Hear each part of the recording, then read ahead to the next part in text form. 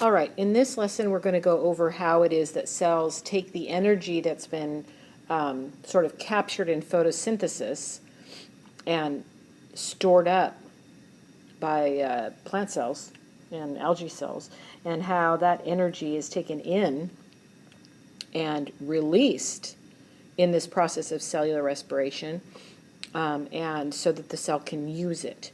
This is going to be a lot to take in, like photosynthesis was, and so I'm going to break this actually into two different lessons. Okay, so first let's talk about what exactly metabolism is. All organisms require an input of energy. All cells need energy, and energy is obtained through chemical reactions. It's released from chemicals.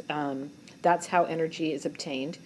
Metabolism is the term for all the chemical reactions that occur that are using that energy or releasing that energy. And I think we've talked about these terms before, but just a reminder, catabolism is the breakdown pathways that liberate energy or release that energy. Catabolic is releasing energy. Anabolic or anabolism are the pathways that build up, that use energy to build up structure. These are also sometimes called biosynthetic pathways. Photosynthesis is an example of that. Now, living things, just like non-living things, have to obey the laws of thermodynamics. These are physical laws that all living things are subject to. Make sure you understand these two laws of thermodynamics because they govern how cells use energy. The first law of thermodynamics says that energy is transformed but can't be created or destroyed. And so that's why I mentioned to you that energy is liberated when cells are obtaining energy from organic molecules. They're liberating or they're releasing that energy so that they can use it. They're transforming from one form to another. They're not creating energy. You can't create or destroy energy. The second law of thermodynamics is this idea of entropy. And this says, this is the idea that all energy transformations will generate some energy that is not easy to use, easy to capture. And we talked about this before. We call it waste heat. So all living things have to obey those two laws. Now, we talked a little bit when we talked about photosynthesis about this molecule ATP, adenosine triphosphate. This is the energy currency of living things. This is where cells get energy, or in other words, how they capture it and store it up and use it. Now, the high energy bonds are the bonds between the phosphates, and they're broken by this process called hydrolysis, and energy is released in the process. Hydrolysis is splitting with the generation of water.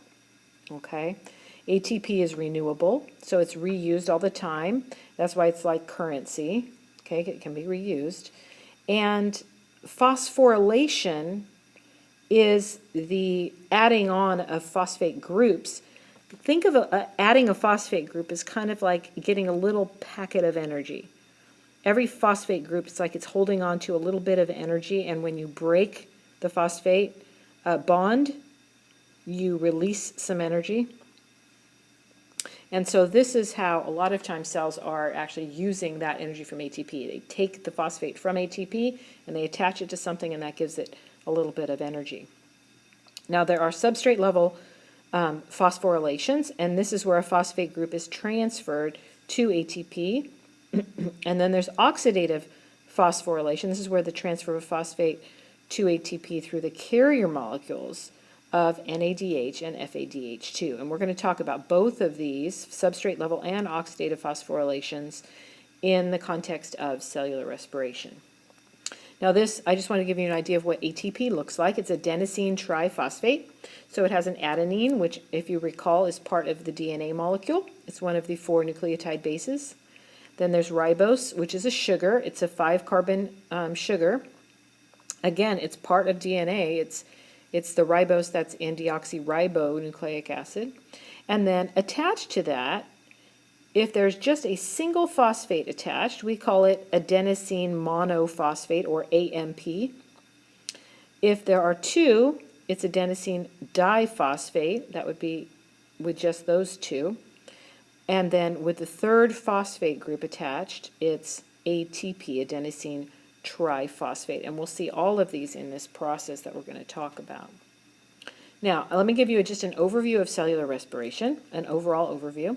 Cell respiration is aerobic. That means it requires oxygen. Aerobic means requiring oxygen. It takes place in eukaryotic cells. Prokaryotic cells do not undergo cellular respiration. It takes in glucose, okay, so that's how it starts, and then it breaks it down to release carbon dioxide as a waste and to generate energy, in other words, release energy in the form of ATP, adenosine triphosphate. There are 3 stages that we're going to talk about. The first stage is called glycolysis. We're going to talk about that in a minute. The second, which will be in the second video, the citric acid cycle, also known as the Kreb cycle. And finally, the third step is oxidative phosphorylation. Here's another overview. We have glycolysis, which takes place in the cytoplasm or cytosol, which is going to release some ATP in substrate level phosphorylations. This molecule pyruvate enters, this is the mitochondrion. Inside the mitochondrion, this process of the Kreb cycle or citric acid cycle takes place, and it's going to release some more ATP in substrate level phosphorylations. And then finally, some electrons are carried into this electron transport chain and oxidative phosphorylation. Through ATP synthase, we're going to release a whole lot more ATP in oxidative phosphorylation. And we'll talk about each of these steps now in detail. The first step in cellular respiration is this process of glycolysis. Glycolysis, if you break down the word, glyco referring to sugar, and lyse means to split. So this is splitting sugar. In this step, glucose is going to be split into 2 molecules of pyruvate, each containing 3 carbons. So glucose has 6 carbons.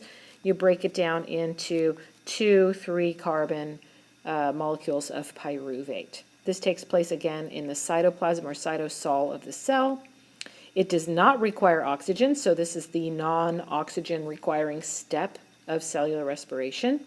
But it does require an initial input of 2 ATP to get it to happen. The process itself generates 4 ATP, so you end up with a net of 2 ATP out of the process, and you also generate 2 molecules of this thing called NADH, which is an electron carrier molecule. It's going to convert NAD+, which is an ion, to NADH by the addition of electrons. So in this process, what are you getting out? You're getting 2 molecules of NADH and 4 ATP, a net of 2, remember, because 2 had to be put in at the start. So here's an overview of this process. We start with glucose, which is 6 carbons represented by these 6 green circles. Glucose diffuses into the cytoplasm from the bloodstream. Let's say it's in a human cell. 2 ATP, add 2 phosphate groups to the glucose, which energize it, so 2 ATP come in. So you can see a phosphate group is added to either side of the glucose, which is like a little energy packet, like I told you. This additional energy splits the glucose apart, creating 2 molecules of PGAL. This PGAL has the attached phosphate still on it.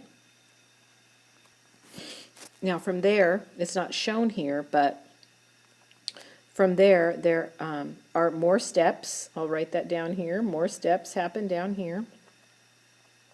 And you end up with, in the end, 2 molecules of something called pyruvate at the end of glycolysis. Okay, and they both are 3-carbon molecules. Now, depending on what you're talking about, pyruvate will end up in different places. Okay, if there's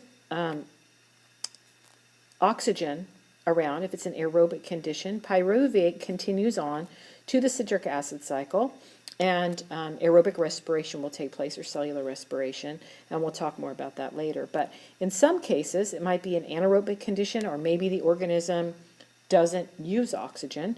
Pyruvate has different fate in this case.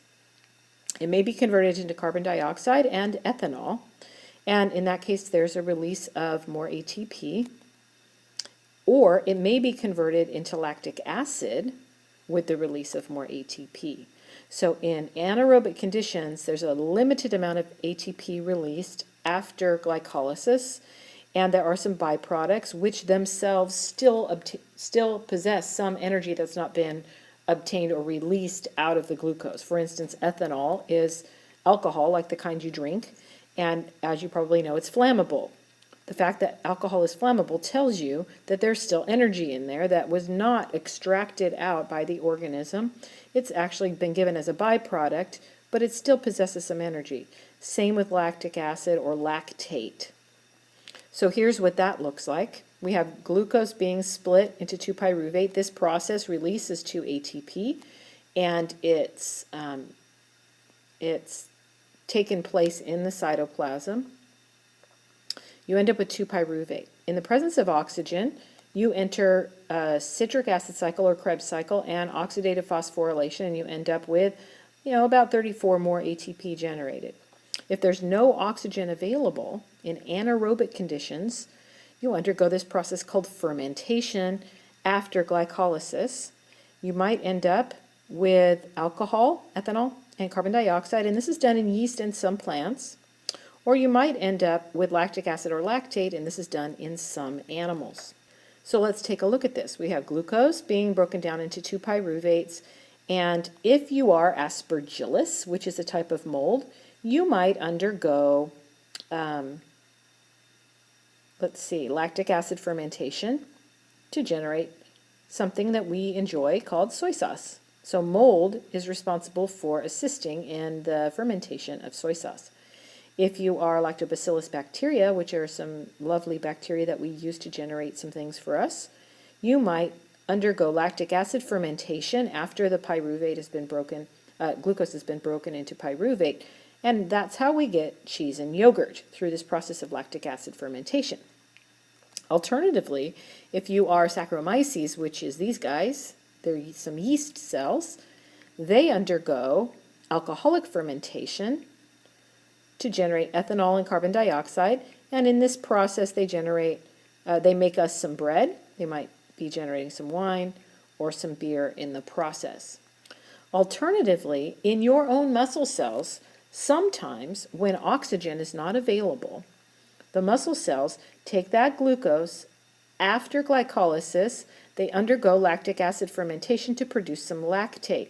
This is when oxygen is depleted, for instance, when you are exercising for a long period of time and you become out of breath. Perhaps if you're long distance running, you become out of breath.